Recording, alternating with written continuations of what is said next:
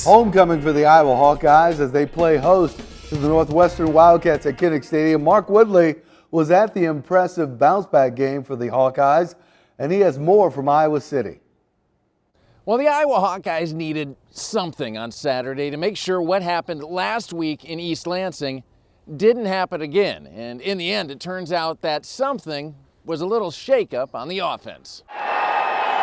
Brendan Sullivan's time would come on Saturday against his former Northwestern teammates, but not right away. Cade McNamara got the start and led the Hawks to 3 points on their opening drive, but a huge mistake ended his day in the second quarter. That was Theron Johnson, and it's a pick six, 85 yards. McNamara's start was over after 3 drives, but on the other side, the Northwestern offense wasn't much better. Max Llewellyn sacked Jack Lausch in the end zone. That is a safety. It pulled Iowa within 2. And then they took a lead before half. Caleb Johnson ran for 109 yards on the day. There is 26 of them as Iowa went to the break with a 12-7 lead. Now Sullivan led that drive and also finished the first one of the second half. 6 yards on the touchdown run, his second rushing score of the year. And it kick-started a massive third quarter that saw Caden Weechin pull out his inner Cooper DeJean. The senior from Williamsburg had been close before this season and finally got one into the end zone, going 85 yards for a 26-7 lead and his first career Iowa touchdown. Good blocks,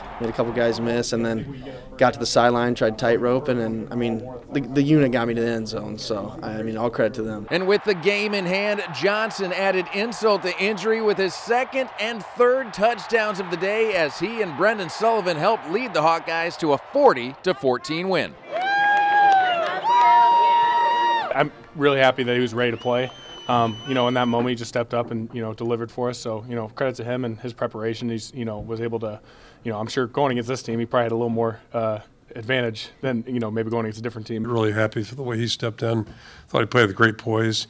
I didn't think too much about it, but, playing his former team, you always worry about emotions a little bit. Didn't worry too much about it, but didn't seem to be a factor either. And Kirk Ferentz did not clarify afterward, but you would imagine that Brendan Sullivan did enough, especially with that 28-point third quarter, to get the call next week when the Hawkeyes host Wisconsin with the Heartland Trophy on the line. In Iowa City, Mark Woodley, News 7 KWWL.